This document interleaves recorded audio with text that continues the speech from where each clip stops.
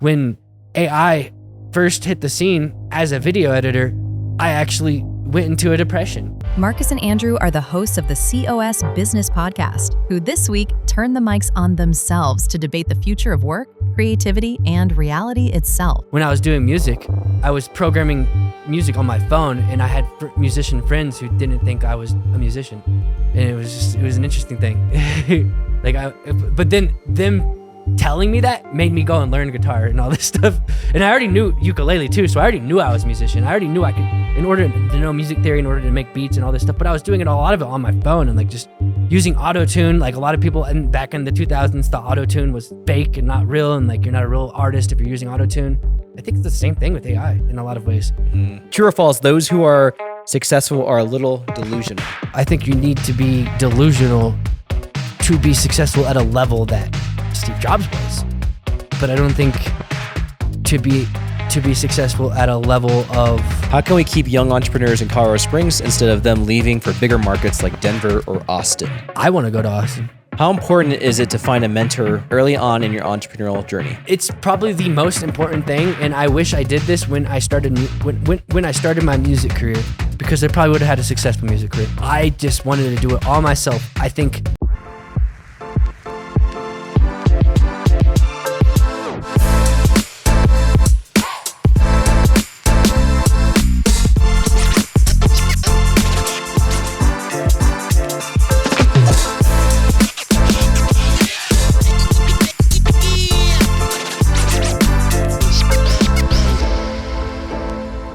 Welcome back to the COS Business Podcast, #1 podcast in Colorado Springs. our highlighted sponsor for today is Bolt & Co. Consulting Company.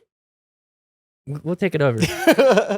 Yeah, and I actually don't mind doing takes. I actually want to introduce that into some episodes that we do down the line with certain guests, where I, in the middle of an episode, will have a thought and I want to kind of coach, like, and then we just edit out the coaching part, and then we just kind of like, it's a fun thing that Rick Glassman does, and I want to try it out on some episodes. Our highlighted sponsor for today is Bolt & Co.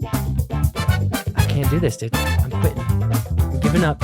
If you're looking to find clarity, traction, and a competitive edge roadmap to unstick the stuck and level up, then reach out to our guy JB Bolton at boltonco.net. Well, today is one of our very, very special episodes because we get to interview each other, which we do pretty much every 6 months or so. Something like that. And so we have a special way that we want to do it today. We've been posting specific thought-provoking questions to the community of Colorado Springs. So we wanted to also bring those into the mix and kind of open for open Discord, I guess, for that as well. But as well as give some life updates, because people always want to know what we're up to. Beyond just asking questions, we have our own lives, our own businesses, our own things that we do. So, Andrew, what's been new in your life, friend? Well, I've recently started working for a cannabis company. Interesting. It's been pretty cool. Yeah, tell us. Do tell. Yeah, Ooh. yeah. It's been interesting. We've never had a cannabis company on this podcast. We're gonna have to get the owner of this business on this podcast. That'll be an amazing episode, especially since we're in Colorado Springs. Like, I think we have missed on that. I think we probably should have done that a long time ago. Well, rec just got legalized like a month ago. When did it actually get legalized? It was like very recent. Literally 2 days before 420 or something like that. Yeah. Oh, really? Good timing. Yeah, first and foremost. Good timing. So like the dispensaries in town, they had to like get all their ducks aligned, and they had to start they had to start filing for it months ago. But then if they were already doing that, then they're already rec right now. Some dispensaries, delayed on that. That's the whole industry, though. I didn't even know about that. Me living in Colorado Springs, knowing that rec, it was only medical. I told my boss this too. I was saying, like, I had blinders on all the dispensaries. I didn't even register them. I would drive past them and didn't even see, like, it just didn't even register because I knew I couldn't go to them. Right. And then now I see that I can go to them. It's like, oh yeah, I drove by that a lot. Like I drive by that every single day. Like ER, like the one by Palmer Park, right? The one by your house, the ER. It's called we have Dabble product in there, which is my it Gas and Grass? No, it's ER. It's an acronym for what? Epic Remedy. Yes, Epic Gotcha. Remedy. Gotcha. Yeah, so Epic Remedy, we have Dabble products in there. The interesting thing about navigating that, because I've been doing marketing for them, and we talk about marketing a lot on this show. It's a business podcast. For sure. Is navigating how to figure that out. Because technically, us being on this podcast, me representing Dabble, I can't be like, go buy Dabble. Like it's an interesting kind of like, so we can post it as a podcast and it'd be okay. But if we add a Dabble like on a clip on that, like that could be murky waters for the policies on Instagram specifically, even on X. X actually historically in 2023 was the first social media company to allow cannabis advertising, which is advertising. They still have regulations that you still can't talk about selling. You can't talk about you can't solicit a sell. You can't say 25% off.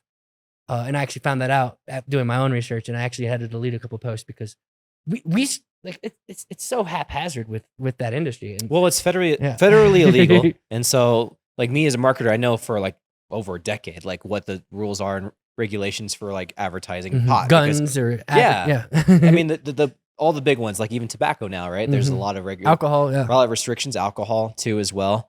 So it makes sense, but like so recreationally just got passed finally in the springs. I mean, it's been up to be the case for almost 10 years now. And we vehemently have voted against it as a city. So well, my boss actually was on a board for the businesses that have tried to get it recreational in Colorado Springs, because Dabble was founded in Colorado Springs.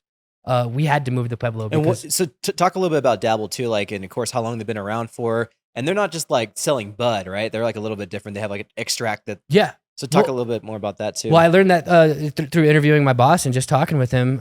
Like he knew, because he had grow ops before, and he knew that if he's starting this company, and this company's like started in 2013. Okay. Over a decade ago, like pioneering in the industry. He knew that like he wanted to focus just on the concentrates aspect of it. He's actually one of the pioneers of making concentrates. The reason why you see dab pens or any of all this stuff, like he's not the reason, but he was a big component of pushing it to the market. Like we just did this video last week where he was breaking down like the early parts of like people were using turkey basters to make extract. It was dangerous because it was like put fumes into the air.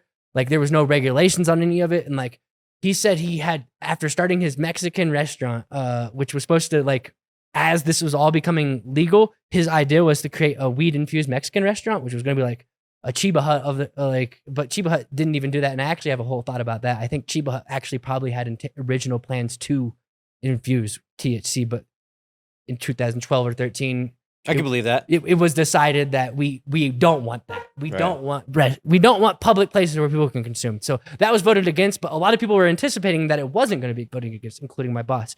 And so he was like making like salsas, like with THC infused salsas, like all this stuff, figuring out how to do all this stuff.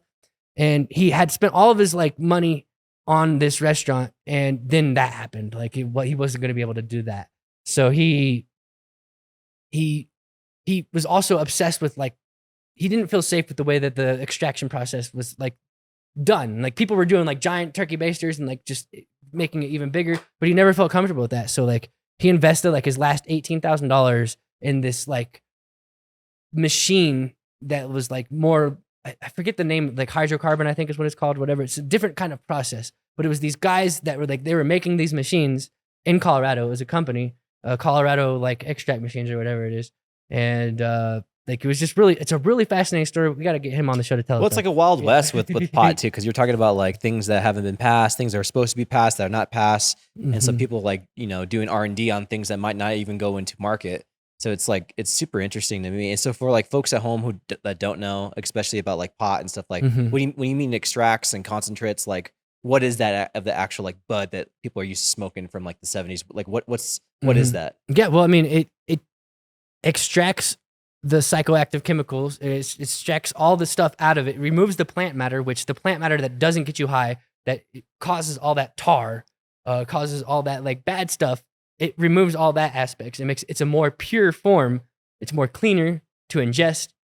But there's some debates on that too, because there's people that say that there's other elements like certain cannabinoids that can be removed, or certain other elements within the plant matter that mix with the cannabis that kind of, I don't know, but it's more concentrated. Essentially, it gets you really high. And it's like it's more, but it's cleaner though. It Gotcha. gets you cleaner. I mean, it's just it removes all like the tar, essentially, like all that plant matter that you don't need, that doesn't do nothing for you when you combust a plant, you know. Like, right. Is that mixed in like all edibles? Do they have that level of like extracts that goes into like edibles, like cookies or anything like they Well, don't there's have plant matter in those, yeah. right? Well, There's no plant matter at all. when you smoke cannabis, like in the actual plant matter, when the heat actually turns the chemicals to be psychoactive. Right.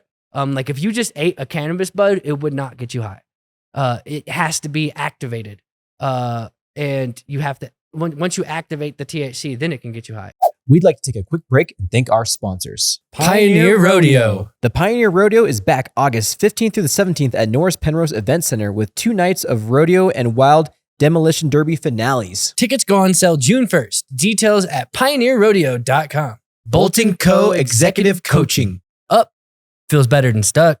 You know that. But in this market, how do you get unstuck and get ahead as an executive? Our guy JB is an executive coach at Bolton Co. Coaching, where he believes you don't have to change who you are. You just need an injection of effectiveness and a proven competitive edge roadmap for your way up. Head to boltonco.net. That's boltonco.net. Mm-hmm. ProLift Garage Doors. ProLift Garage Doors are your locally owned and operated residential and commercial garage door experts. From fast repairs and smooth replacements to routine tune-ups, they keep your doors running like new. Go with the pros at ProLift Garage Doors. Visit proliftdoors.com to learn more.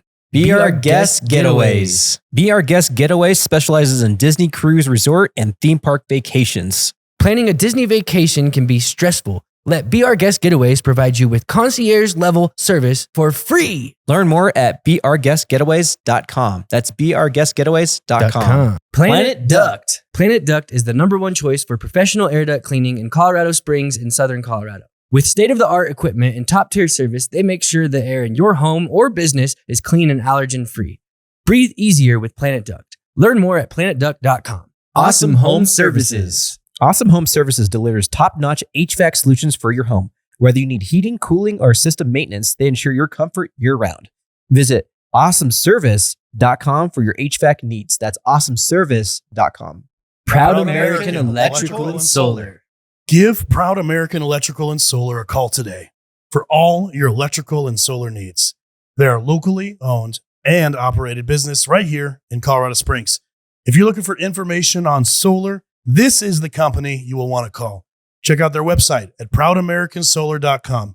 Use promo code COS Business for a 5% discount today. Pinnacle Advanced Primary Care. Pinnacle Advanced Primary Care offers affordable, accessible healthcare with a focus on you. They provide exceptional primary care without the hassle of insurance barriers. Experience a patient-centered approach. Learn more at pinnacleapc.com. And now let's get back to the show. That's so crazy, man. Because like even back in the day for me, like when I ever smoked, but the funny thing is the last time I smoked, it was illegal. So like 2012, it was forever ago.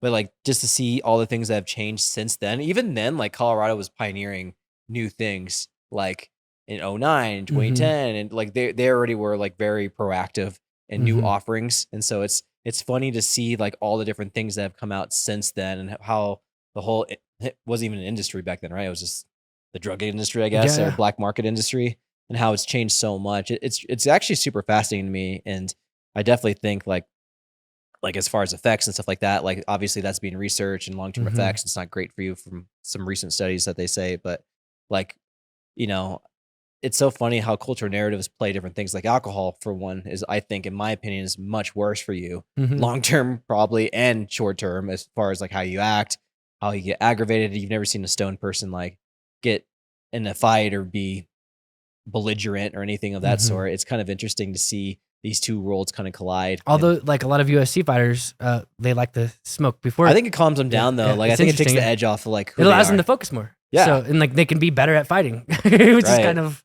funny. Well, you need not the yin anger and yang. fighting. It's not anger fighting though, which is what you were talking about, like getting in a fight. Like yeah, for sure. That's awesome. So you've been with them for, it's been some time now, right? A couple months, yeah. Yeah. It's been interesting. And they've been around, like the shirt that you have right there is Bands in the Backyard, which was it's Colorado freaking Springs thing. hopefully we can get that back. Mhm. That was a super fun event that happened in Pueblo every year. And they had like, we were just talking about this before the show. They had so many great people come to it. They had like Kid Rock one year, Ludacris one year. I think who's on your back? On the back it says Fetty Wap, it says Flow Rida. See, it's crazy. Like, yeah, it was a really good event, and it was like kind of like a country jam, but like which for, is like, interesting because they have a lot of hip hop people Yeah, too. yeah. So it was kind of like country jam with like no real genre, but like camping and like hanging out all day, and then like they have like super slides everywhere. It's just freaking cool. It was just a fun like 3-day. They 2-day stopped event. it? Yeah, I don't think they do it anymore. To be honest with you, it's pretty big, so we would have heard of it the past couple of years. Yeah, if they're still I have around. never heard of it. Yeah. Yeah, and you were here during that Yeah. 2021 that T-shirt, right? So Yeah, exactly. I was here too. Yeah, exactly. Yeah, I didn't even hear of it. But what events are there currently that are coming this year, do you think? So for Colorado Springs too, folks, we have a lot. We have like the Fan Fest that comes up when the International Hill Climb. That's always like a big thing for Colorado Springs. We actually saw the Fan Fest from our old office last year. Remember they did like the whole what was it called? Motocross, like ramps and stuff downtown. So that's like super cool. Like but a lot of people don't even know, which is nuts because it's such a big thing that they do. So that's coming up. We also have a new guest who's going to be coming on in August. His name is Jay Dial, and he does the Pioneer Rodeo. So everybody knows about Pikes Peak or Bust Rodeo, but Pioneer Rodeo is independently organized. It's smaller, more locally based. It's still at Norris Penrose. It's August 15th through the 17th, and that's going to be super cool. Sponsor of the show. Yep, sponsor, newest sponsor of the show. He's also going to do a demolition derby for it. And he's trying to get us to get some box seats for it too, so we can get some discounted or even free box seats for it, which would be super That'd be cool, really cool, yeah. to hang out and go to. And I haven't done like an official I'd love event. to see a rodeo. Yeah, Me it'd too. be I've never cool. done one. I've never done an event officially at Norris Penrose. When I was doing my festival, I toured it. It just wasn't the right fit for a tiny house festival, but like for a rodeo, that's what it's there for, right? So yeah, man, there's so many cool events, and of course, like all the ones through the summer that everybody knows and loves, and then going into Labor Day liftoff and stuff like that. So Labor great Day stuff. Liftoff, yeah. And then the memorial. Oh, that started this weekend. What was that? The Last one, weekend? The one that's in Manitou. The coffin races? I think that was it. No, not the coffin races. I think it's Memorial Weekend is when they do it. It's the days or Territory Days. Territory Days. Yeah. So that was last 2 weeks ago. Okay, yeah. Yeah. It's during Memorial Day because in Kansas City, we have something called Santa Calagon Days, which is very similar to that. Really? Not in Kansas City, actually. In Independence, Missouri. I think it got rained out Yeah. this year a little bit. Yeah, So yeah. hopefully I didn't go to it. But it's always a good event. Like it's one of the I biggest think events. tacos and tequilas or whatever it was got rained out the second day. Or Oh, whatever. really? Yeah, or something. I don't know. All I know is it's supposed to rain for like 2 freaking weeks. Like I was supposed to do a photo shoot this weekend. It's really put a damper on me because I looked at the calendar. It said that it was going to be raining until like 14 days out. Oh my God. Every single day was supposed to be filled with rain for 14 days in a row. Like we have this here in Colorado. Like we randomly get lots of rain every 3 years or something like that. You could say every other year, but like I think it's 3 years. Dude, that's why I did my festivals. I used to do my festivals at 9, but I always just used to cut my festivals off at like 3 or 4 because Colorado in the summer is just so unpredictable with its rain and hail even, right? It's even hailed a couple times. I don't know by your side of town, but we've gotten hail twice over by us. But like whenever I did my outdoor events, I always did them in the morning. Like I wanted them kind of earlier and then end kind of early because afternoon showers are like 50-50 toss up during certain months of the summer in Colorado. Like in general, just Colorado. Yeah. And so, yeah, just think about that maybe for your shoot, just like do them in the morning or something like that. Because usually it's a little bit better on the rainy side. Edgar will probably know better than me behind the camera because he just shoots like every freaking day. Well, the thing is I want golden hour and I want the sun on that side of the mountain. Yeah. So that's sunset. Yeah, So that's it's going to like be a challenge. You have 2 golden hours, but we only have 1 mountain. So we have 1 golden hour if you want the mountains. If you want the mountains in the background and the sun shining through them. Because the way the shot she wanted some like golden like that makes sense. like sun like flares shining Right. behind her. Yeah. And that's Yeah. hard when it's cloudy too, because like it's either raining or it's cloudy right now. Yeah, and sometimes it's like half cloudy, and actually those moments can be like really beautiful, but you can't predict. It's just unpredictable to get those moments. Like, Gosh. we could have got some good stuff, but yeah, it's interesting because I was thinking about doing it in the morning on Sunday because I saw the forecast and it said it was sunny on both those days during the morning, but the sun would have been in the wrong side, I think. So I don't know. Yeah. So you're just still doing your photography, and then like this is a great episode for us to kind of roll out some of the folks that we have coming on in the future for you guys to get excited about. But we have David Silva, CEO of Data Hubs, who's going to come on, talk about AI. Andrew's like going to be a great person to interview him for that, because Andrew's so, I think my mom was talking to me about this day. She's like, have you been certified in AI? And she was talking to me about all these certifications. I was like, Mom, like, I can get certified, but like I'm becoming a fluent in it, meaning I'm using it every day. Like I'm too busy using it right now. And also it changes. And it also is changing so much. So like fast. A certification, like while you're studying for a certification for certain sets of whatever, it's already going to change because it's moving so quickly right now. So people who are at home, who are trying to start a business or even working in their job, like please get involved in AI right away, because it's going to be, it's so mission critical for you to learn right now. And not only that, like it's changed so much even from the beginning of the year to like right now, June, absolutely, 2025. It's happening, guys. Like it's definitely changing things for everybody. So become a fluent in using the technology, because it can definitely take some jobs unless you know how to use it. If you know how to prompt it, like all these different things we've been talking about for all these years, like the time's actually happening. It's already starting to kind of take off. Is there anything else you'd want to add to that? As well? Tom Bilyeu put this out pretty well when he said the gap between an AI user and an AI master is growing daily.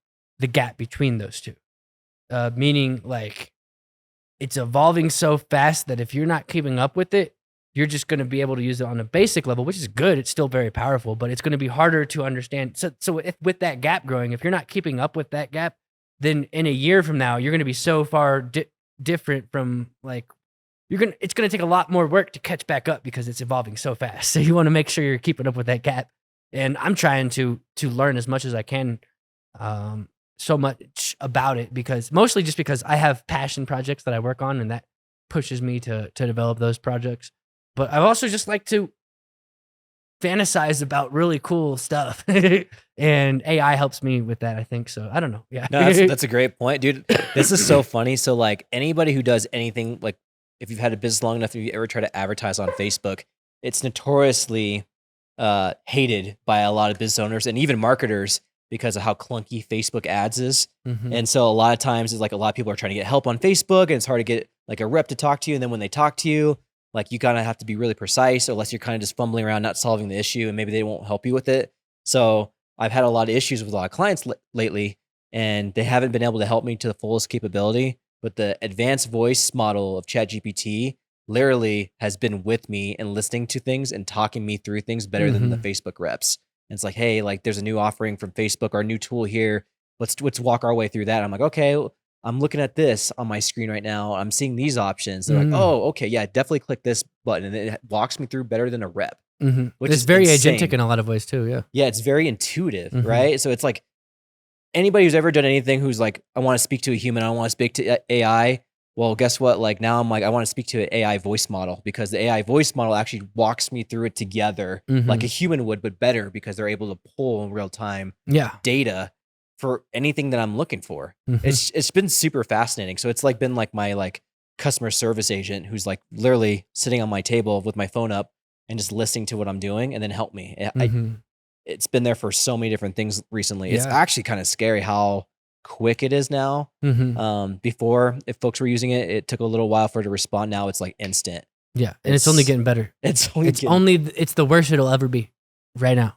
It's crazy, right? Yeah, and right now, it's better than it was then.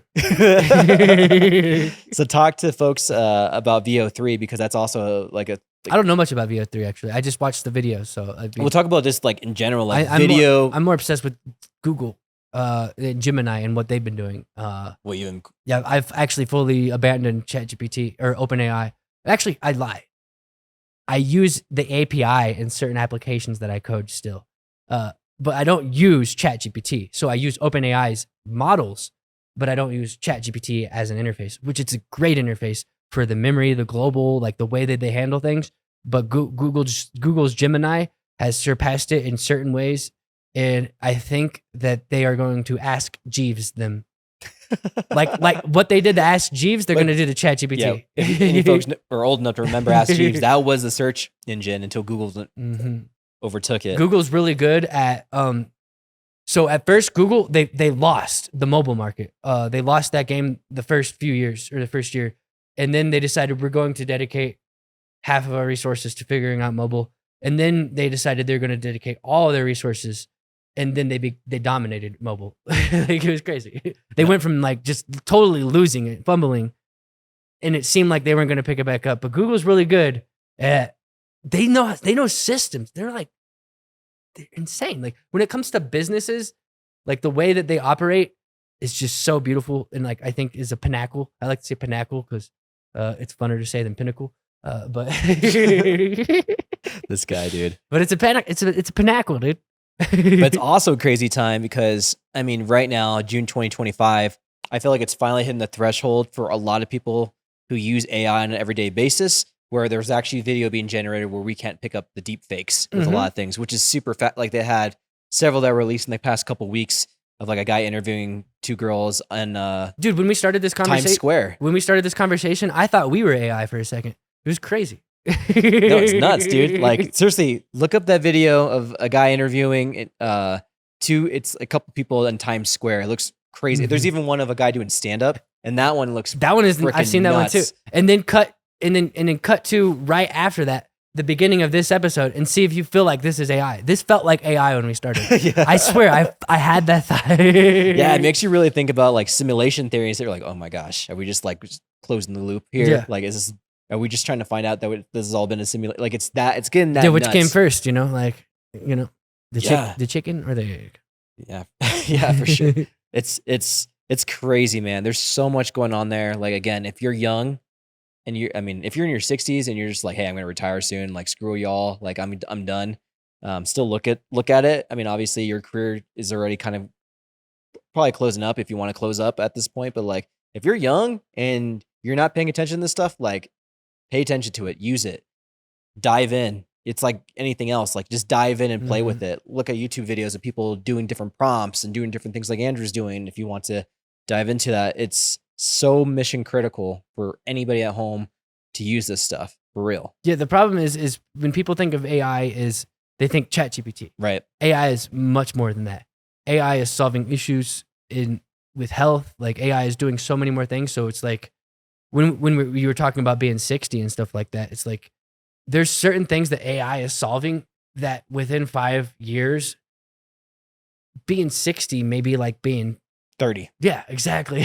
Like You're we don't know. 100% right. And like that's actually part of the AI revolution that's happening right now. People just think, oh, it's just image generation, it's just ripping off and stealing from artists, and it's just ChatGPT is what they think, but it's much more than that, because as it's becoming agentic and as it's able to self-improve, and there was just a paper that was released yesterday about these new models of the way that they are able to do self-improvement on a new level.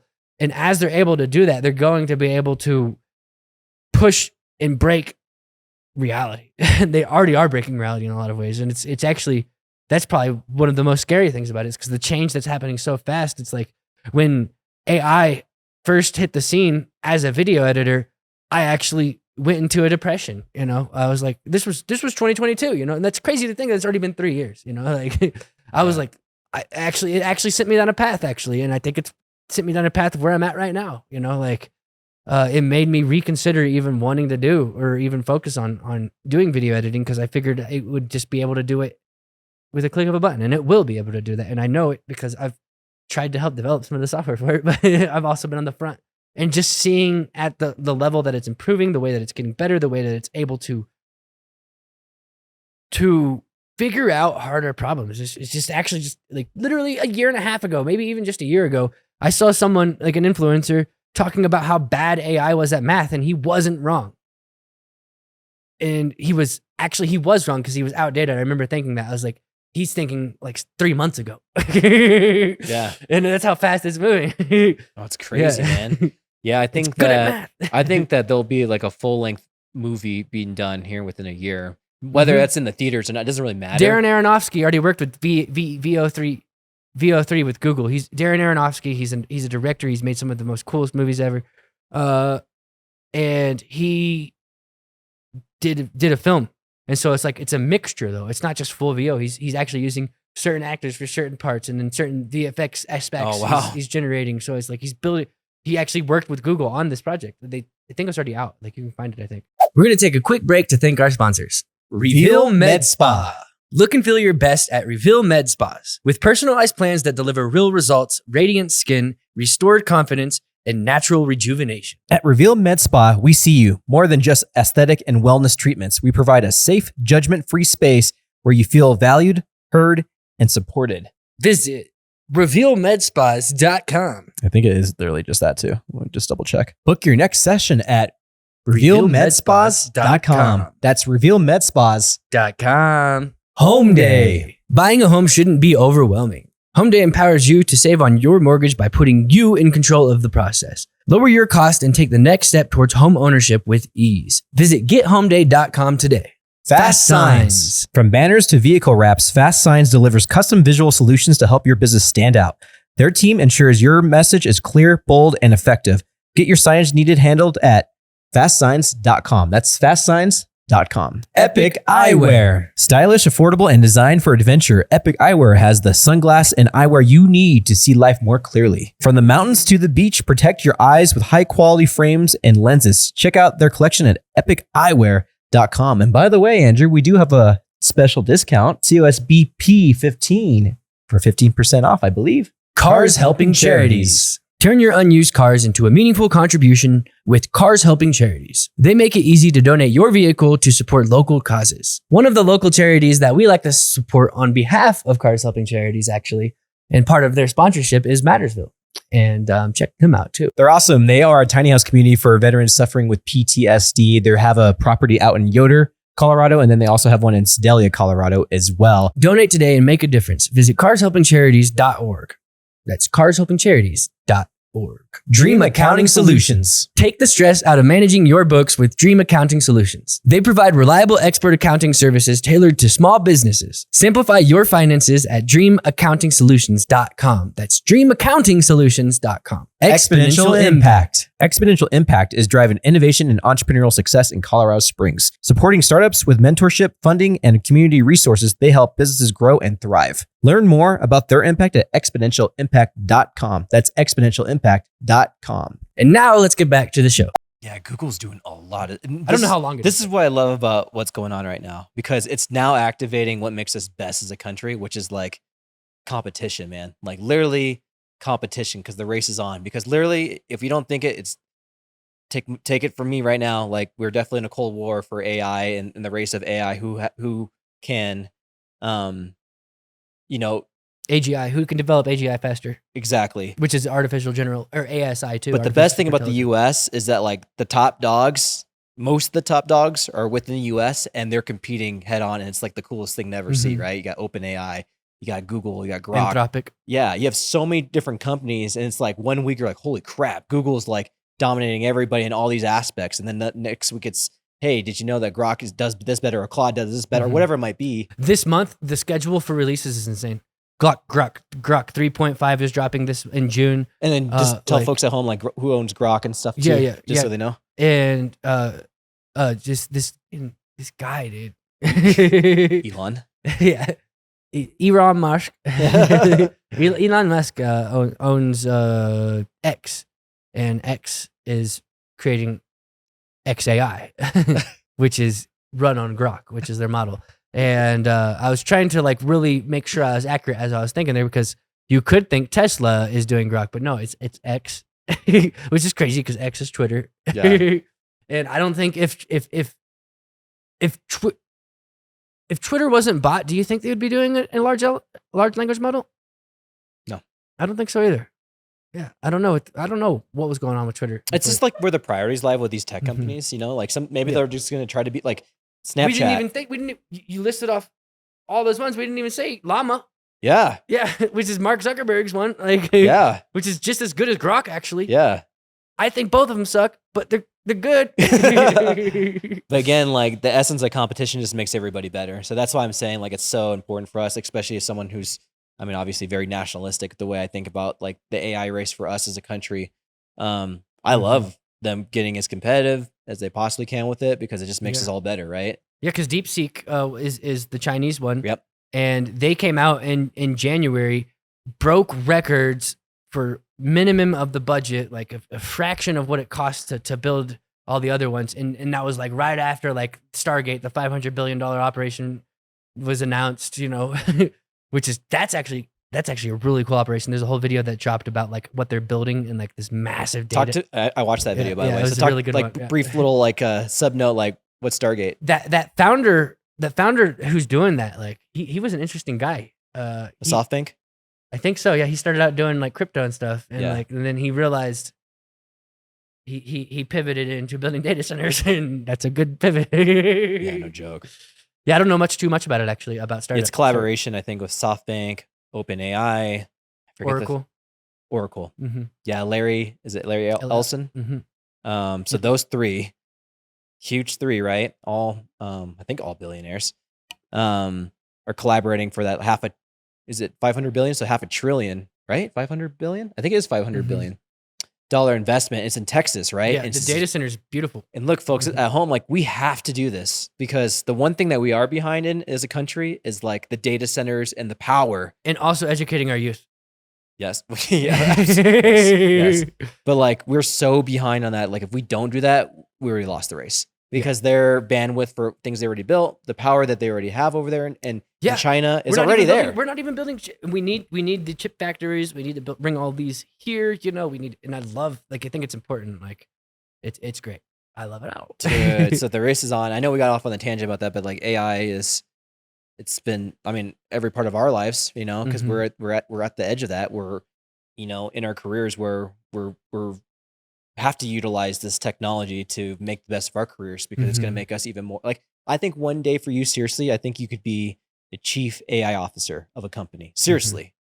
I think possibly in a lot of ways. Think they said that statistic recently of like 60% of Fortune, either 100 or 500 companies, so top 100 or 500 companies in the US, okay, already have a chief AI officer in place. Yeah. And I'd love that, you know, I would love for that to happen, but like, I don't know. AI's also done a number on me psychologically because it's really distorted my view of reality in a lot of ways, but it's made, and I know it might seem crazy, but it's made me very jaded in a lot of ways and made me not even know what I want to pursue. And I think not just me as a 33-year-old, I think the youth is even facing this even more, like early 20s, you know, people getting out of high school, they have to grapple with that even at a higher level than I have to grapple with it because I actually have some experience with learning this and I actually saw it coming. So it's like that helps. But it's like, I don't know. It's interesting because I think it's allowed me to be more creative. And I think some people are scared because it's taking away their creative jobs, that's a whole nother tangent than what I was just actually talking about. What I was talking about was I'm not even sure if any of us will need a job in 5 years, like let alone an AI officer, you know, like I think an AI can be an AI officer. Yeah. I mean, it can go in so many different ways. Yeah. To say that I know that it would be different is, I mean, no one knows, but most people aren't thinking about robots either. And that's AI too. Oh yeah, for sure. They're taking your plumbing jobs as well. Just saying. No, they will eventually. Yeah, for sure. Yeah, it's interesting, man. The way that I've heard Elon, his take on it is like folks will focus more so on what fulfills them versus what makes them money, which is that's what I want to do. That's all I want to do anyways. Yeah, exactly. So it could be what I would rather do. Well, that could be an amazing thing, right? Because you could focus on your passions, your projects, not worry about an outcome that's tied to your livelihood. Because solar and robots are building everything we all ever need, and we don't need to focus on generating income because everything we need is being created by robots and AI. Right. It's a scary thing in a lot of ways to a lot of people. It's an exciting thing for me, and I think it's going to open up the world in a lot more ways. I think it's the difference between being a peasant on a farm in the medieval times to now, as to this being that peasant life to what AI will be. Right. Like our current reality where people are slaving away in factories, you know, like people are doing a bunch of meaningless work. And I think AI will allow us to all focus on meaningful work, but also there's a lot of other things to think about that comes with that too. Yeah. That we've discussed a lot, you know. Yeah. This is an AI episode, I guess. Yeah. Yeah, it's interesting. At least for the time being, in this transition to whatever it might be, it's really cool to learn the technology, to become a fluid in communicating with the technology, to propping the technology, to do things that benefits so much and problem solves so many things. Everybody has that moment where, like they have to draft up an email and their creative juices are gone or whatever it might be. And they're just like, dude, I can't write this thing. Or they're trying to write in their journal or write a book or whatever, and just like write and type, and like it helps spur so much out of yourself, while you can also quality control what's being done, and that's a skill in itself. At least for the time being, it is a skill that like you have a genuine skill to prompt this technology to do things. Like when I talk to ChatGPT with the advanced voice model, like people want me to prompt it. They don't know how to prompt it. That's a skill that you and I've learned because we've been doing this now for like you longer than me, but me like 2 or 3 years, like every day, 2 to 3 years, all day. And that's a skill that we've learned, at least in the short term. So it'll be interesting to see what happens with it. It'll be interesting to see what we actually prioritize and care about. I think it's going to take a little bit longer than we think, but it's also some things will be a lot quicker than we think. I think that's a testament of like video right now. It's like, holy crap, so just like with anything though, I think that, I don't know. I was just gonna say, just like anything will be okay, but like, I don't know, to be honest with you. I hope so. I don't think anybody knows, but I'm hoping the best. It's just who's in control of it and, their intent, and hopefully it's for the best, Jimmy, I think we all are in control of it in a lot of ways. Yeah, I have a lot of beef with anti-AI people, actually. Like, okay, so let me put that in two different buckets for you. Are you talking about anti-AI people who don't know it at all and are talking crap about it, or people who use it but they're very pessimistic about I think what it could do? specifically in the creative field. Gotcha. There's a lot of people who in the creative field who despise AI. They think it's theft. They think all this stuff. They think it's not creative. They think all these wrong, false ideas. And I've always been at the edge of technology in a lot of creative fields, actually. This is a pattern for me. When I was doing music, I was programming music on my phone, and I had musician friends who didn't think I was a musician. And it was an interesting thing. But then them telling me that made me go and learn guitar and all this stuff. And I already knew ukulele too, so I already knew I was a musician. I already knew I could, in order to know music theory, in order to make beats and all this stuff. But I was doing a lot of it on my phone and like just using auto-tune. Like a lot of people back in the 2000s thought auto-tune was fake and not real, and like you're not a real artist if you're using auto-tune. I think it's the same thing with AI in a lot of ways. And a lot of creators, because I was sitting down today designing labels for Dabble. We're doing these really cool infused pre-rolls, which is flour with the concentrate mixed into it. Which I created some really cool stuff with that. But as someone who's been a graphic designer for a long time, way before AI, years before AI, someone who's been trained formally in the arts, someone who's learned how to get a good brush stroke, someone who knows all of the things, like cross all that, who had to go through all the rigorous training. I still love AI, and I can sit down. So before AI, if I was creating a design, the energy that it took to create that design does not feel any different than when I'm spending time in AI and also manipulating things. And like, I also know very advanced techniques. I also know some techniques, some like things that are very like, if you're just an artist, like a drawer, like a graphic designer, and you haven't been studying AI, you wouldn't know to do these things. You wouldn't know you could flip this thing this way or do this thing that way. So it's like, there's the skill inside of that aspect as well too. Because when it comes inside of Photoshop, I can do some crazy things with AI. But I also could do some crazy things before AI came around. The difference is not there though. Like today when I was creating, I was struggling today. I was the problem with the creative job is, and this is why I don't think creative jobs should be charged by the hour. Is because it's different than physical labor. It's also different than like caretaking, which is like a lot of mental labor. Like it's exhausting mentally, caretaking is, and physical labor like construction is exhausting physically. But creative work is almost in a different field. I've noticed, like it's in its own world, separate from those two. Like it's weird. But anyways, my point was like, while I was creating these designs for Dabble using AI, the energy that I put into it, because it was hours of energy, was not any different than if I was doing it over here. And which is funny because me using computers to do Photoshop in the 80s, people would have not called me an artist either. Right. Totally. They would have said I was bullshit. Yeah. Well, people are afraid of change, and they'll call it what they want to label everything. That's how our minds work, right? Like as human beings, we have to categorize things. That's why stereotypes are stereotypes, actually, because we have to. Actually, we have to. Stigmatisms, right? Yeah. No. Stereotypes. We're joking about stigmatisms earlier before we started shooting. That was a callback before the recording. But no, it's true, man. No, that's a great point for sure. I wanted us to get to some of these questions on Facebook, and not to change gears too much, but switch it. I think they're interesting because this most recent one has.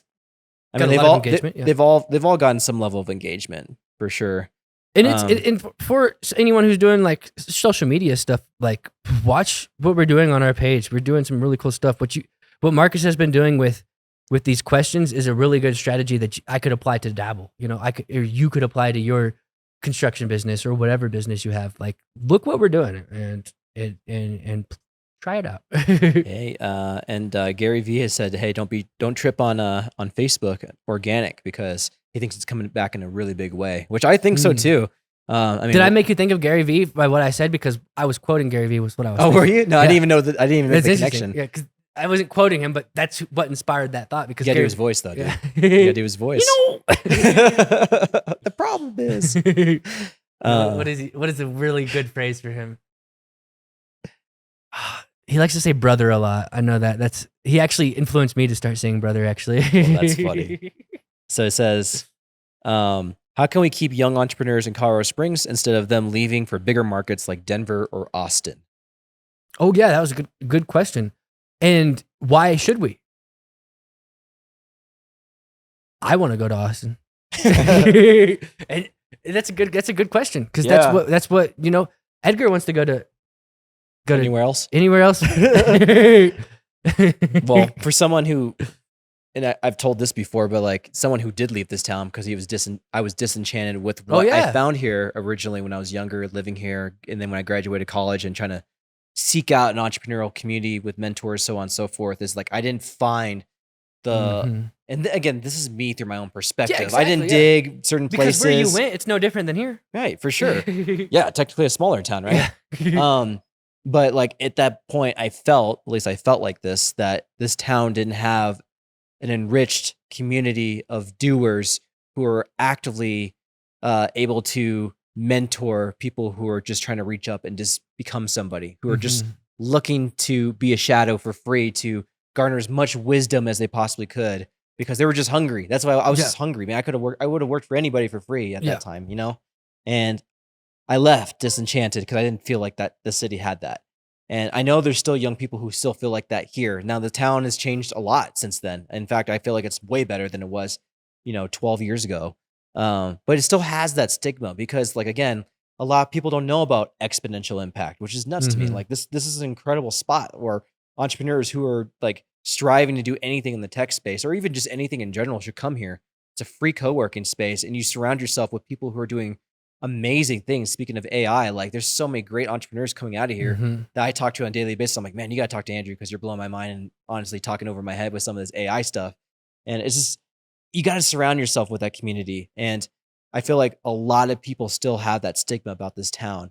And there's a lot of things going on in this town right now. Like I was just talking to the CEO of the chamber today. It was awesome. On the top floor of my old building I used to work at. Beautiful view from our office, corner view. It was amazing office. And she was talking about the pushback for the high rise going in downtown Colorado Springs. I've seen that just in the comment sections. Yeah. And, we'll wait for her to come on the show for her to give her perspective on it. But like my perspective is like, just build it. Just if we're not growing, we're dying as a city, and young people need to have that growth. Like young people need to have an area where they can walk to their food. They can walk to their dry clean. They can walk to their groceries and have a thriving community. That's what they look for in a growing city. That's what the Austins have and the Denvers have. Like that's what they have. They have a thriving culture of people. You know that. I mean, you're in Kansas City. Like they have a lot of great things going in Kansas City too. I mean, bigger buildings, Yeah, just a little bit. Yeah. The downtown. And I was just thinking about that too, looking at downtown recently from Palmer Park. I was just seeing how that giant row of apartment buildings that they've built over the last couple of years is actually an indent on the skyline or on how the downtown looks. And I actually was going to pull up a photo from the same spot that I took from Palmer Park 4 years ago. It's like a perfect place to take a picture of downtown, actually. Yeah. And I took that picture yesterday, and I know I have a picture in a similar spot, almost the exact same spot, if not the exact same spot, from 4 years ago. And I would love to like put them side by side, and maybe we'll post that on our business page, on this podcast page. That actually might be a cool post to see, because the growth has been crazy, but it's still small. Like we're growing horizontally, not vertically. Yeah, and that's been the biggest thing about this town is it grows out, not up, right? Yeah, exactly. That's literally what John from the chamber was talking about today, and how we're trying to. In the downtown's a perfect metaphor for the entire city, because that's what it's doing. Yeah, no, for real, right? It's growing out east a little bit more with all those apartments. Yeah, you're south 100%. too. From yes, it's like a whole line actually, if you think about it. And I was just driving down it like last week on the way here, and there was one road that I just totally took as normal and normalized the way it was, but the construction was gone. And I was like, whoa, it felt weird because it was by those apartments, and that's just been there for like years now. And I was just like, wow, I forgot that this is actually an open road. Right. It's beautiful, but like we're growing, and I think we should have those big buildings. I personally think they're great, and I like it's inspiring, them. dude. It's like things that humans built in your local town. I think we should build a skyscraper on the mountain. Okay, never mind. Never mind, folks. I think we should destroy. Speak. We should take down the mountains and put skyscrapers in place of them. Tell that to the people who are mad about skyscrapers. Yeah, I mean, the biggest, of course, is always proximity for things like it's going to kill our views, or the Ford Amphitheater is going to be too loud, which is understandable in some ways for Ford Amphitheater. Yeah. But like especially like that was such a good episode to have JW on, because he was talking about like the money he's just poured in to mitigate the sound and the walls and the like all the sensors that he's put in, like all those things he's been putting in. It's going to add as many more views as it's going to take away. For sure. Because you think of a building, when I was on the third floor in our building that we had, I couldn't see anything because I was in the middle of the building. Right. So what views was there? Right. Most views aren't even there. But it's going to add more views, actually. Totally. I mean, and think about like, depending on what they do with it, I think it's going to have like apartments in it. And it might even have some retail on some of those floors too. I mean, that's incredible. Like imagine having an apartment and something like that. Cause I think they're making it for like 26 floors, 27 floors, something like that. So it'll still be the tallest building in downtown. Which isn't even considered a skyscraper, actually. No, I think, didn't we look that up? It was like 30 floors. I looked it like up like a decade ago, and then we re-looked it up, and I misremembered like one small detail.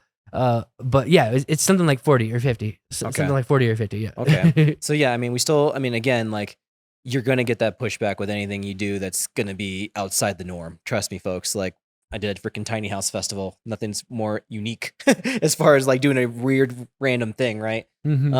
People push back on it, and you just got to like, I think us as entrepreneurs in this community, we have to like band together and just like support those people, like a JW or like a Kevin O'Neill, who's building that high rise in downtown Colorado Springs. The City for Champions, when that was getting kind of formulated, people hated that too. And it's like, dude. As we grow as a show, people are going to hate us too. Or not hate us, but not understand or think that we aren't doing what we need to be doing. And I think that's actually probably already happening in certain ways. Showcasing the right content, having the right people on, it's not easy, people. Like for this show, like we've always done our best to like highlight people all around the community. And we do it once a week, meaning we only have 52 people we can highlight every single year. Right. You know how many businesses there are in Colorado Springs? It's literally impossible. And we do it once a week, and collectively, it's kind of a miracle to get us all together once a week on the same time. And then collectively, all the hours we put together on this show, like what you're doing with all of the back end stuff and like keeping things running and propping things up and booking and sponsorships, and then me with the editing, and then Edgar here with the production, with the videos and like we all put a lot of work into this show, and it's a labor of love. It's a labor of love. I almost held back, but I shouldn't hold back anything. It's it's frustrating when people don't see the value or the effort that we put in, and they just write it off because we didn't have enough black people on the show or whatever. Right. Like, Right. it's just so Or frustrating. females or Yeah. minorities. I'm like, hey, you get a minority every time because you got me. Yeah, there you go. There you go. Yeah. I wanted to give Edgar a shout out though too, because his 30th birthday was last week, and I mean Edgar's been with us for like 2.5 years now. I think. Yeah, Fucking Edgar crazy. Vouchering, dude, my guy. Look up evfilms.auto on Instagram. He's amazing at what he does, and he has been with us for, I mean, a good portion of this whole show's lifeline, right? And our lifespan rather. And does so much, gets here early, gets here 2 hours early every single week, sets up his nice equipment for us to utilize, and even moves his schedule around. So thank you for all that you do, man. I know we don't give you too many shout outs, but it's important, because we wouldn't be here without you at all, you know? And so it's as much as it's a labor of love for Andrew and myself too, it's definitely for Edgar and his attention to detail and his Showing up. shows up promptly. That's the only thing that matters. He's showing up. Yeah. Actually, if he showed up with iPhones, I don't know. Yeah, if you put some iPhones on some tripods, that might be a little bit different. But Actually, I would still love it either way. the only thing he has is he's an Eagles fan, but we won't talk about that. It's fine. Yeah. Whatever. Hold on. We forgot to do an Edgar cam. Oh, goodness gracious. We've got an Edgar cam going. Look right at it. This guy. If I remember to edit that, I will, but I probably will forget it, so don't worry about it. All right, next question. From a business standpoint, what can Colorado Springs do better? Oh, yeah, we should answer the question before we go through the feedback. Yeah, what do you think? What should Colorado Springs, from a business standpoint, do better? Yep. I know a lot of cities. We asked this question to ask Yimmy when he first came on the show. Yep. Yeah, that's interesting. I think I can think of like some of the responses. I can only think of the responses. I don't have an opinion on this, I don't think. But I know Cheyenne, she said when we were asking Yemi that question, she was worried about the homeless population downtown. Yeah. Like that was one big, and we've worked on that since then, actually. I think it's gotten better. Yeah, I'm not sure. We haven't been downtown as much as we used to be when we used to have the office there. I definitely think that a lot of folks and myself, like grant funding. I mean, during COVID was the only time I've ever seen where like grant funding was available and everybody who was an entrepreneur knew about it. But there is grant funding. Like there's a lot. There's the Thrive program. See, there's Survive and Thrive through Exponential Impact. I forget about grants, and like that's such a good topic and thing to think about because some of us, me included, there's a point of pride, I think that we have, and we want to do it ourselves, and we don't even want to even consider thinking about getting help from other people to do it. And why would you not just take $5,000 for free or however much you're giving away? Well, there's literally funds set aside to help entrepreneurs grow this city. Like that's what it does. for. That's what it does. It's not just for you. It's not just, hey, give me $5,000. It's like you're creating something that helps the community. Yeah, 100%. Helps the city. Imagine if that grant helped you employ hundreds of employees in the future because you got that as a crux to build the next thing, the next phase of your business. Like they're so important. And I know they have the grants here in this town. I think we just need to do a better job of getting the messaging out there. Yeah, how do we do that? How do we find these? I mean, do you know how to find the grants? I guess just search Google. Well, no, have podcasts like us talk about them. Like I don't know if anybody knows about the Thrive and Survive grant through Exponential Impact. Or I don't. Should I apply for that? And I think that's actually a loan. So correct me if I'm wrong. But like I know there's plenty of grants out there. SBA in Colorado Springs, there always are grants, loans as well. I think there's still economic impact and injury grants out there still they can get to that come along for certain things too. There was the Comcast Rise grant, which a lot of our past guest Desiree, who was on last week, she got that grant. AJ Matthews with Celebrity DJ got that. Kevin with Guerrilla Media got that too. Yeah, so like they're out there. But like we got to do a better. And those grants are like $100,000. I don't know. But no, some of them can be. Yeah. Some of them can definitely be. I think some of them are way up there. But I guess it depends on your business. They probably base it off of that, I bet. Right. Yeah. Right. Yeah, and like what kind of impact you have to the community or whatever. Like when I was doing the festival, it was actually a lot easier for me to get grants. And Kevin does the videos for Venue. That's right. Yeah, mhm. That's right. They're good videos. He does a good job. He uses a red camera, so I seen it. He was in our videography group. Oh, really? I didn't know He's that probably part. still in it. Actually, I'm not in it no more. But yeah. All right, next question. This is gonna be a good one. Kevin's actually one of the guys I was walking downtown once, who recognized me from this podcast, and I didn't know him yet.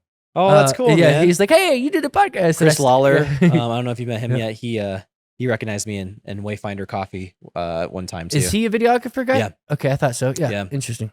Who was one local in the Springs doing exceptional things? That's a good one. Who is one? I'm trying to think of one who hasn't been on the show yet. Exactly. Yes, I'm trying to think of something interesting that feels real. You know. Exceptional things. Oh, that's a hard one. We've had so many good guests on the show. Kevin O'Neill, obviously, we want to get on the show. He's got a very cool story. Grew up poor, and has become one of the wealthier people in the Springs history, for one, but definitely in the Springs today. So we want to get him on. I mean, obviously, I just mentioned him about the high rise, but he's done so much for like defense, in like military defense contracting work. I think mostly through like cybersecurity and software. He did Catalyst Campus, which is like a huge. It used to be a co-working space I used to be out of back in the day. Which is what I always thought Exponential Impact was. Oh, yeah. Well, they have a national cybersecurity building next door too, Yeah. right? So he's somebody absolutely that we would have to get on, who's doing exceptional things in the community. Just trying to think of like. Yeah, I so many thought good of someone. ones. Black Pegasus. We were talking about him before the podcast. He has literally over the last 15 years, possibly even more. He's a Colorado Springs native. He has basically been the heart of the hip hop scene in Colorado Springs. He runs Sunshine Studios, which is right by my house. I don't know if he runs it, but he's the promoter. He's the guy that books the talent. These people like Ritz or people from like awesome, like these they're hip hop artists though in a lot of ways, and he's a hip hop artist himself here from Colorado Springs. He actually has a really big I think podcast. I think it's like 400,000 subscribers as well too.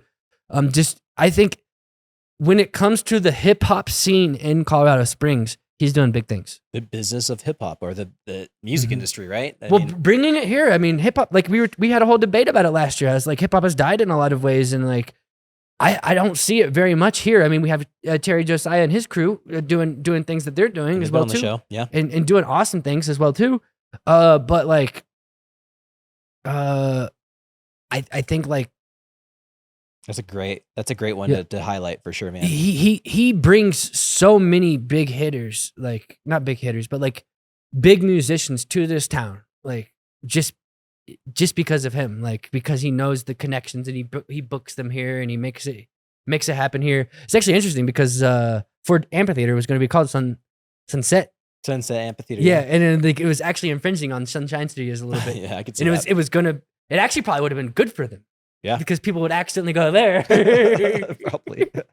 Probably unlikely, yeah. But because it's so far away. Yeah, but like a little less open over there to the mountains, at least. But at least on Google search, it probably would have brought some. It probably maybe bumped it a little bit, but it's a great one. It's great. That's one guy that I can think of. He's been doing some really good stuff here in the city. I wish I could say.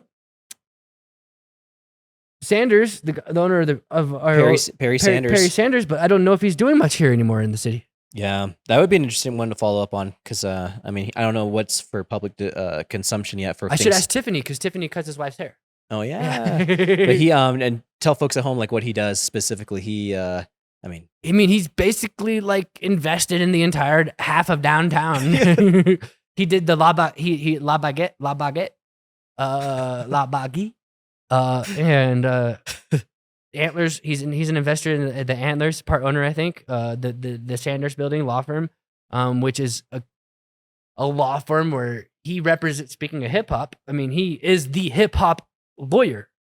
Like I don't know if you knew that. Like he is the lawyer for like he represented Biggie Smalls' estates when he died. Jackson family. The Jackson family, like it's insane. Like there's some really cool stuff. But what's crazy about that is that it's like, why you Colorado Springs? Again, some stories we need to tell about this town doing interesting but pretty cool things for sure. Mm-hmm. True or false, entrepreneurship and personal development are one and the same. Entrepreneurship and personal development are one and the same. Nope. False. Why? Oh, I gotta actually back up. I gotta stand on business. Yeah. Damn it. Stand on business, son. Because you could have self-development without entrepreneurship. Good point. I think they kind of go hand in hand, but they're not the same. Obviously, like when you run your own business, like you're going to go through tribulations of so much where it calls for you to give yourself a reality check. Or Entrepreneurship equals self-development. Yeah, in some ways. Mm-hmm. But you have to go through so many tribulations, so much of humility, so much of like developing how you handle people, how you treat people, how to meet people, how do you strive to better yourself every day, how do you organize your day, do you push through when you don't want to, how to push through when you don't want to, how to manage your personal and business finances. If you don't do the things you needed to do, you see the results. Surrounding yourself, hopefully, with like people who are doing exceptional things and bettering yourself. I think all those are definitely qualities of a great entrepreneur. I think there's certain levels of personal development a great entrepreneur has to have in order to get to certain levels. It's interesting though, because what if you're just like an inventor and you just create cool stuff in your house and you don't talk to no one, and then you just get the idea out and it works? Yeah. And you're an entrepreneur then.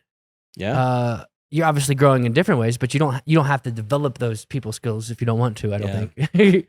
I mean, it probably would help because if you're networking, you can get the right investors to get your idea in front of people. Yeah, but I guess it depends on what how we define personal development, because like JW, like just being around him, like I was like, holy crap, there's so many nuggets he's dropping to us, but it doesn't mean he got it from like a Rich Dad Poor Dad book. He got it from like experience.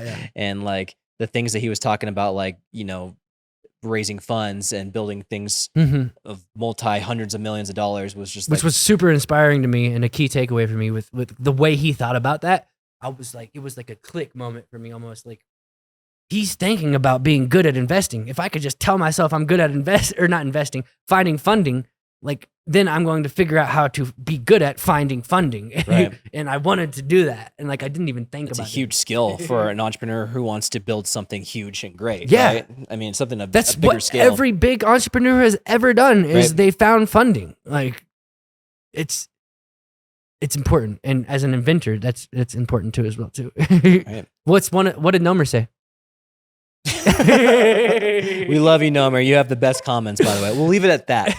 What's the top comment on that one? What did someone else say about that question? We have Earl who said something, but we'll see what. I love Earl. Actually, this Hold might on, be the one. two Earls. I love Earl Harden. Okay, Yeah, past guest. We love I Earl. love both Earls. They definitely can have a positive correlation with one another, but are extremely different. People without business should also and often are on their own journey of betterment and introspection. And then Jen Peterson, Slay Social with Jen. We love her too. Not the same, but definitely run parallel. I think that's probably exactly what I was we thinking, came I to think, too, yeah. as well. That's a good point. All right, next question. We got enough time for two more, but we'll make a good one. Good two. This one's going to be interesting. I'll put it in. Oh, never mind. I had a whole thought. Sorry. True or false? Those who are successful are a little delusional. Oh, 100%. I think. So true. Absolutely, yeah. Oh, do tell. Oh, it's just so true that they smoke. So I'll say it again. True or false? Those who are successful are a little delusional. Yeah, I think you have to.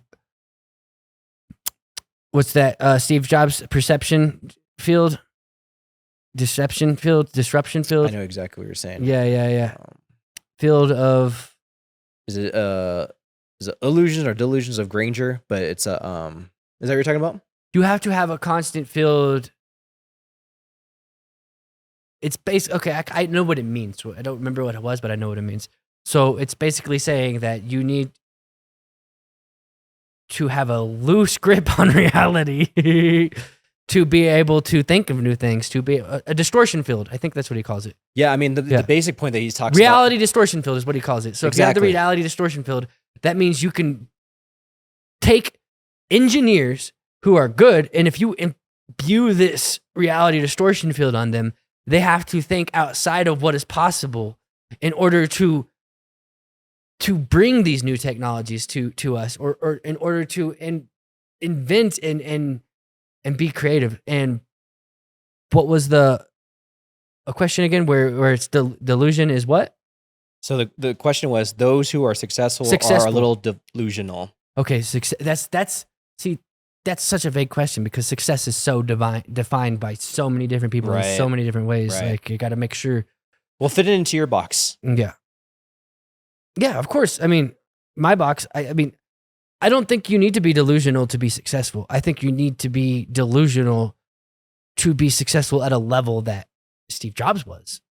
But I don't think to be successful at a level of Yeah, like an engineer who just like plays it by the book his whole career, has a great job, saves a little money, 30 years down the line, and his investments come up, and he's like super successful because he's done the right thing. He's played by the rules. He's had a job for 30 years. He's successful, but there was no delusion in that, really, right? Yeah, that has no delusion. But when it comes to like entrepreneurship success, I started thinking about that. I almost, as I was talking, I counteracted myself because I was about to use Brandon Newfer from Awesome Home Services as a successful entrepreneur. And then as I was thinking that before I even said it, I was like, I bet he had a lot of delusion going on there. Like, in order to like move out here to Colorado Springs and like Hit the ground running. hit the Not ground even running, like it's just, like just sprinting. go crazy. Like there's probably a little bit of delusion there. It helps that he had an investor that helps the delusion a little bit, but like, but in order to dream as big as he did, which is he wanted to be what he's doing, and I think there was some delusion to that for sure. Yeah, I think and successful is interesting because they're so new, but Actually. they're succeeding. That's undeniable. I can't leave my house without seeing an Awesome Home Service. That's so true. Yeah, He's they're a taking sponsor. over. They're a sponsor of the show too, by the way. So, oh man, I don't know. My phone's being weird right now. Let's see if it's gonna do it. You should look up "Here's to the Crazy Ones." That's a quote from Steve Jobs because that's what you're talking about. Yeah, that's what. Yeah, I know. But I mean, we're talking through. I know for me, like personally on my journey, there was definitely some delusion of like even putting on the events that I did. Obviously, I did it with somebody else who was like funding it before, but like the level of someone in their 20s doing that, there was a level of delusion of like, I'm going to be this and no one's ever going to stop. It's inevitable what I'm going to do. You know, I think maybe we should rephrase that to not successful, but starting a business. can be a little delusional. Yeah, you have to be a little delusional to want to start a business. I think maybe. I know it's a hard one. Yeah. It's kind of a slippery slope Yeah. the way you phrase it. Mm-hmm. There's definitely some delusion that we all have, at least in this room, about our business and what we can get out of it, where we can be with it. And there's a healthy level of it to earn your way into the spaces you want to be in, you know? I definitely think that's true. Like any athlete that I've ever seen or followed, I mean, they believe who they are before they're that person. Yeah.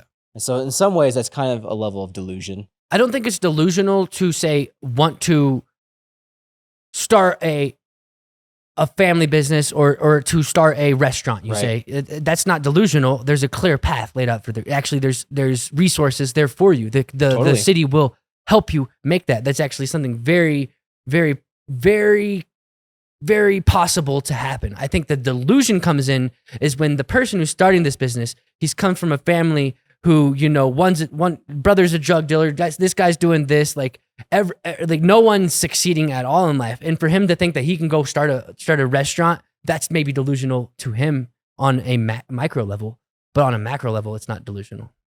That's fair. Good point. All To right. break out of your limiting beliefs and to break out of the societal constructs that you grew up in, I think requires delusion. And I think when people start businesses, for the most part, they have to do that. Yep. Yeah. You gotta believe it's possible for yourself. Like you gotta just take that step. You're 100% right. All right, final question, because I know we're coming up on our time here, but this has been a good one. I like these one-on-one episodes with you. Yeah. How important is it to find a mentor early on in your entrepreneurial journey? It's probably the most important thing, and I wish I did this when I started when I started my music career, because I probably would have had a successful music career. And I just wanted to do it all myself. I think I started doing video. I learned how to do that. I learned all like the fundamentals, and I still needed a lot more learning to do. But while I was learning, I found mentors for showing me a path to make it a successful business. And it was the first business out of the tens of businesses that I had started at that point, by the time I was in my late 20s, that actually was successful. And it was because of mentors. I love that. Yeah. Brooke Marcus was his name. Oh, really? Yeah.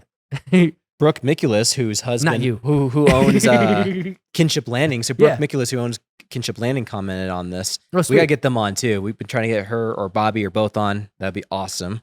The hotel locally in Colorado Springs, like a boutique hotel, like one of the first hotels to open up here in freaking forever, decades.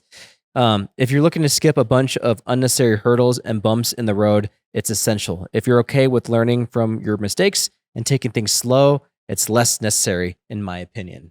So I think that's very true. I mean, for me, I can count most of my early on success to the mentors I have, including my mother, including just older people that surround themselves with my mother as well, her colleagues, to even Darren Zaruba. I don't give him enough credit, but he's the one who started the Tiny House Jamboree for sure. I mean, he believed in things for me to do before I even knew what the heck they were. For example, like organizing a tiny house festival and like taking that. I had no idea how to pull permits, how to place vendors, how many vendors we needed, how many people would come, how to sell tickets online. I didn't know any of those things.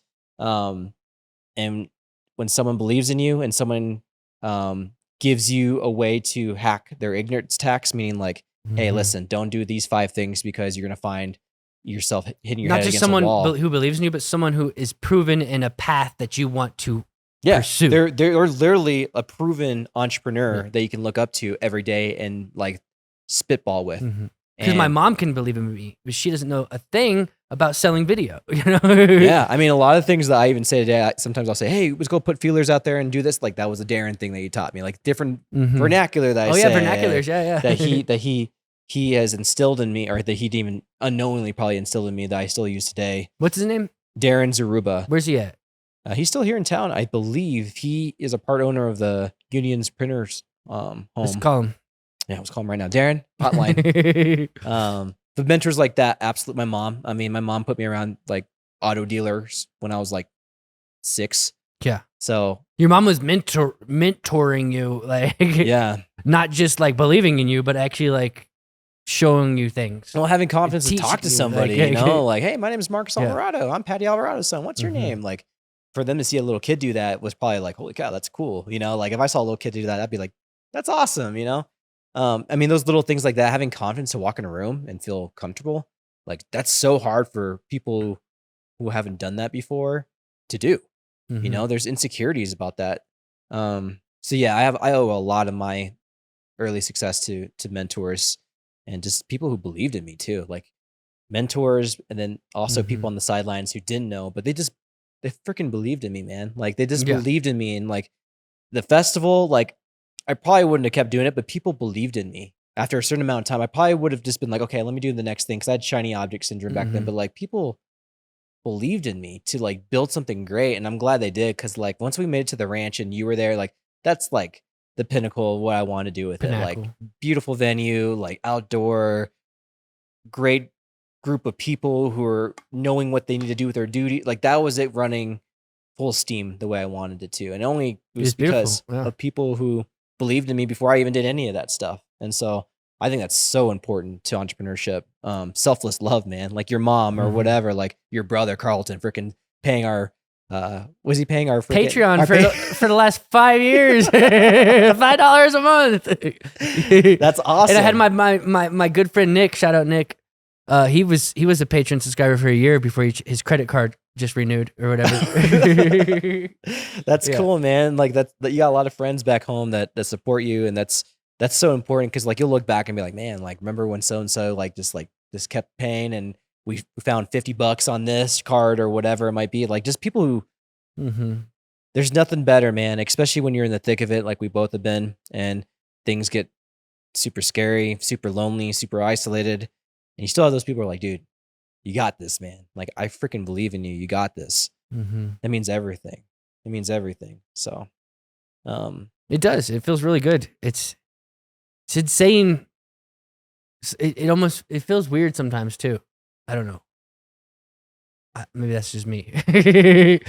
Is just the love. The love feels weird. I don't know. I'm weird with love. While you were talking though, I was having a thought, and it was.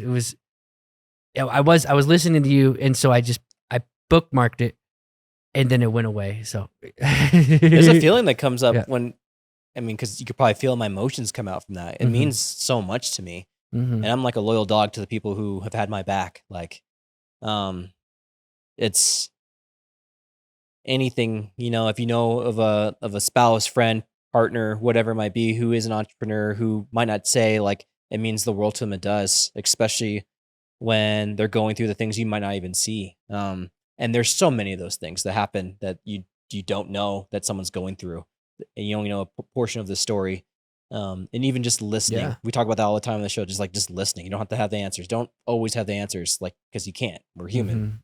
But just to listen to somebody, to hear them out, to hear what they're going through, means so much for them. And it's meant so much to me, And who knows where we take this, man? I think we can take this thing to so many different types of heights, wherever we want to take it. And the fact that we're still around today, seriously, just that alone, even if we're still in an old studio and we're still around today, means something.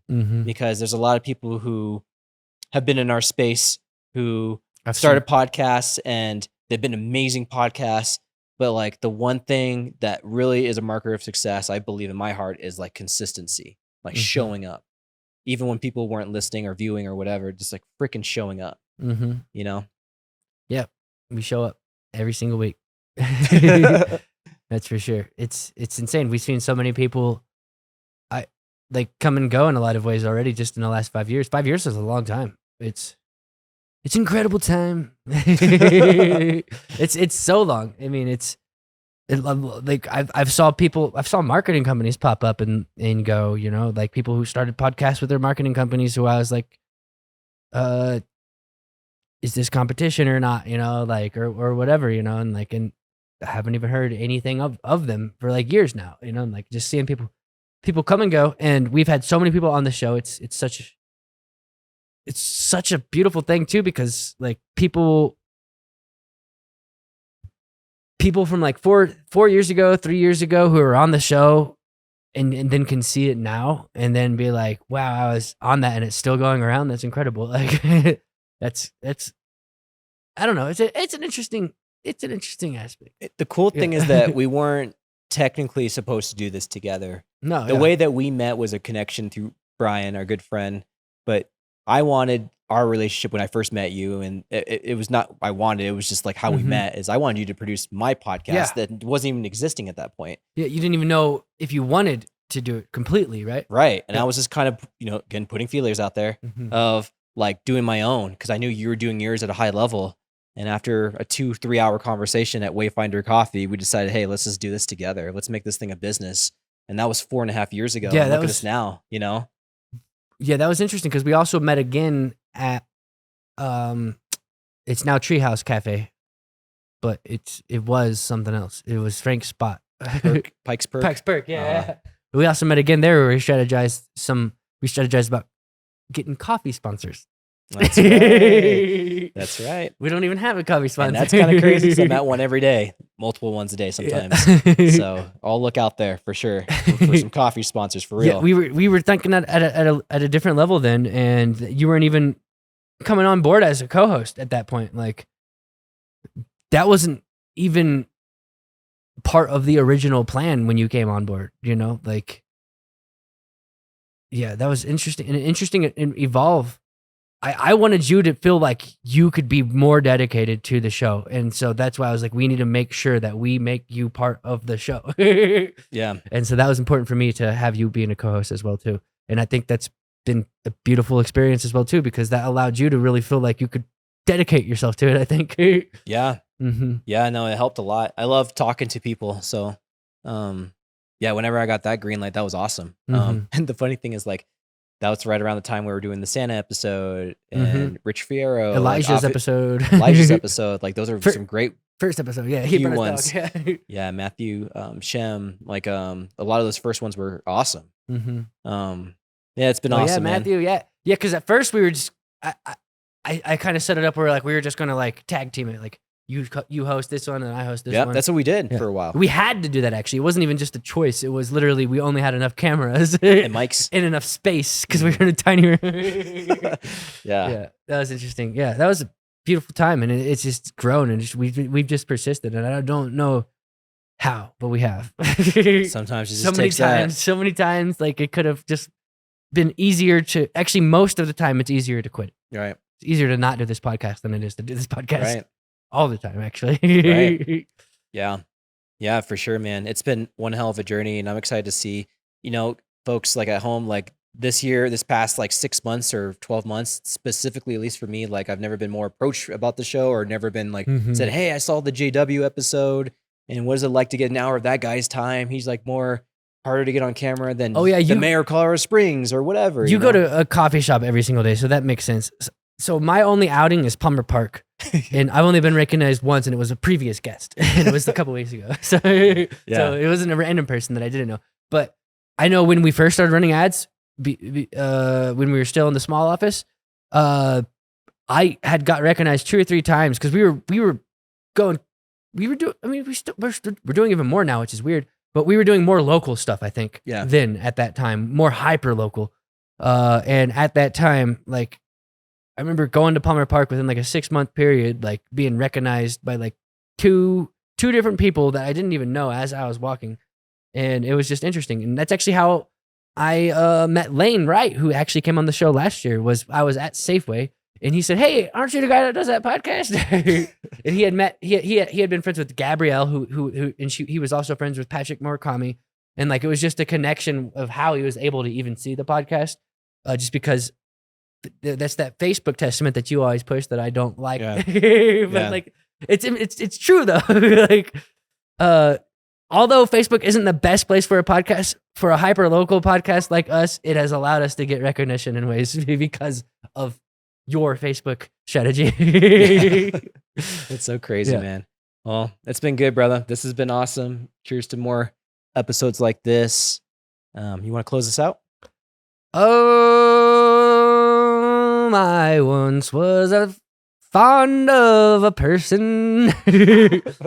That person was. I don't know where I go.